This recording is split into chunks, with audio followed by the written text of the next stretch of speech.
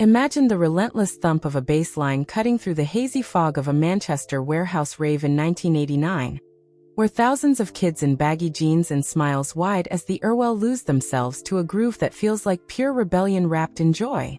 That heartbeat belonged to Gary Mounfield, Monty to the world, a lanky lad from Crumpsall with a cheeky grin and fingers that danced across four strings like they were born for it. Born November 16, 1962, in the raw pulse of working-class Manchester to an Irish Catholic family, whose names stay tucked in private grief, Gary grew up in a home where love was loud and money was quiet.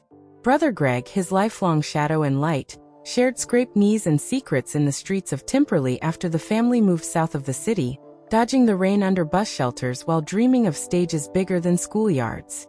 No silver spoons here. Just a mum and dad grafting shifts, instilling that Mancunian grit.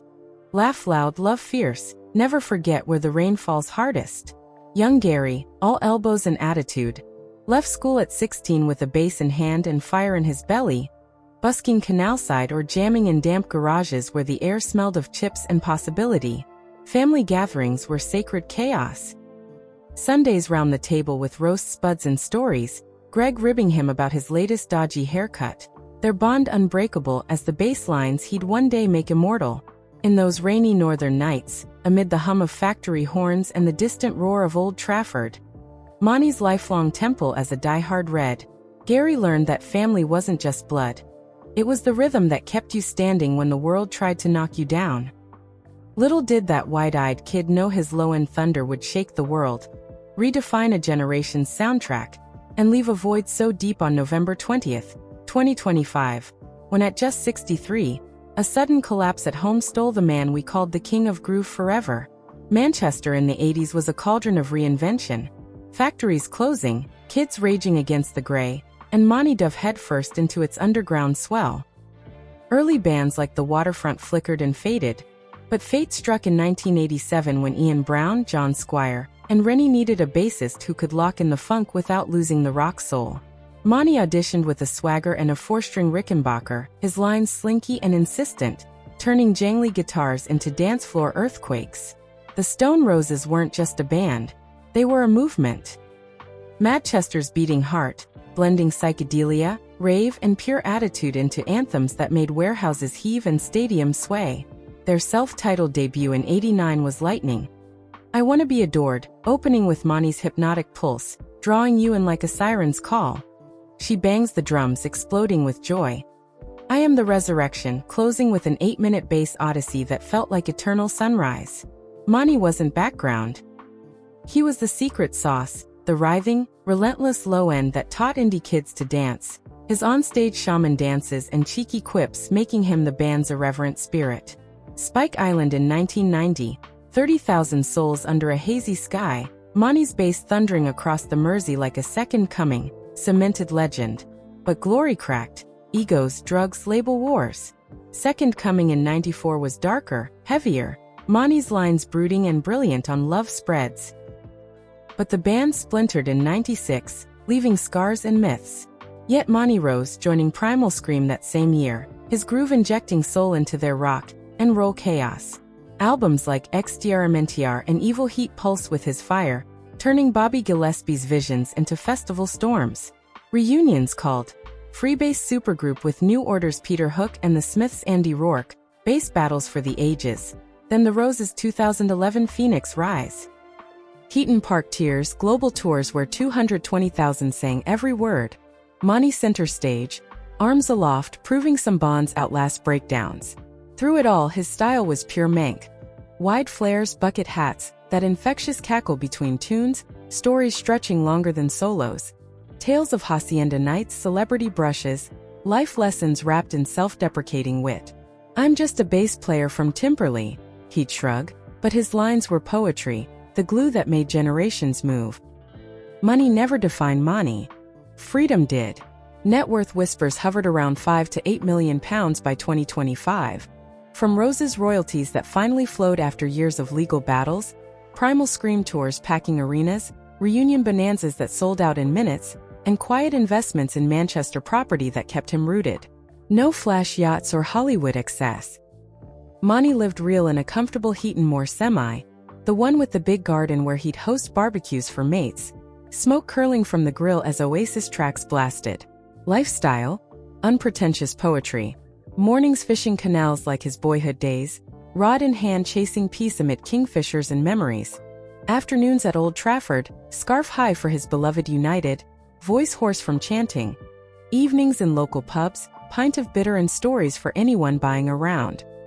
A lifelong angler, he'd vanished to Scottish lochs or Welsh rivers, base swapped for bait, finding solitude in the splash. Cars were sensible, nothing screamed rock star, though he'd grin about the old transit vans hauling gear in the early days. Food, proper northern nosh, pies from the chippy, curry mile feasts with the lads, Imelda's home-cooked roasts that warmed the soul. Faith flickered Catholic from his roots, but Monty's church was music and mates. Charity gigs for Christie Hospital, auctions raising thousands during Imelda's fight. Sobriety came hard won after Manchester's excesses, but he wore it light, joking about being off the sauce but still mad ferret. Travel meant tours, Glastonbury mud, Coachella sun, but home was Manchester, walking dogs round the parks, popping into Greg's for a brew and a moan about the weather. Love for Monty was Imelda, the events queen who stole his heart during the endless Second Coming sessions in Wales. They met in '94, sparks flying amid amp hum and rain-lashed studios, her laugh cutting through the tension like sunshine. Married soon after, they built a life of quiet magic. Twin boys Gene Clark and George Christopher arriving in 2013. Double the chaos, double the joy. Monty the proud dad teaching them bass riffs on toy guitars, beaming at school plays, shielding them from the spotlight's glare. Imelda was his rock, the one who grounded the whirlwind, their Heaton Moor home alive with kids' laughter and late-night vinyl spins. But cancer crept cruel in 2020, stage for bowel, a punch that floored them both. Monty became carer, advocate, auctioneer, selling signed basses, Rose's memorabilia, to fund Christie's and awareness. Two Tyson blows he called the diagnosis and prognosis, voice cracking in interviews, yet they fought with grace. Imelda smiled defiant through chemo.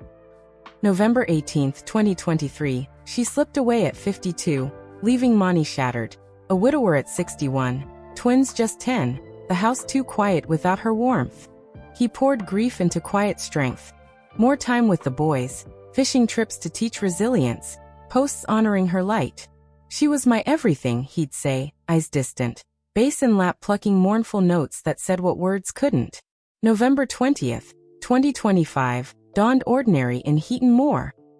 Coffee brewing, boys at school, Monty perhaps strumming old riffs or planning that upcoming speaking tour where he'd yarn about Spike Island and Screamadelica.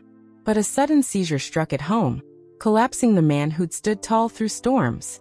Ambulance called, paramedics fought, but the groove stopped. At 63, just days after his birthday, Monty was gone, reunited as Greg wrote, with Imelda. News hit like a power cut at a rave. Ian Brown's simple rest in peace Monty. Liam Gallagher's devastated my hero R.I.P. Peter Hook's wordless grief. Manchester United dimmed lights. A passionate lifelong red. Tributes poured. Tim Burgess, Sean Ryder, the Gallagher's heartbroken. Monty the glue of Manchester, the bassist who made us dance while the world burned. The twins, now 12, orphaned in a cruel twist. Greg and family rallying round the boys who'd lost both parents too soon. Monty's legacy isn't charts or sales. It's the low-end thunder in every Rose's spin, the funk in Primal anthems, the reminder that bass can be the soul. He taught us groove through grief, laugh through loss, stay mad ferret no matter what. In Canal Reflections, Old Trafford chants, every fool's gold drop, Monty lives, the Mancunian king arms aloft, grinning eternal. As his bass line fades into echo, let Monty's spirit nudge you.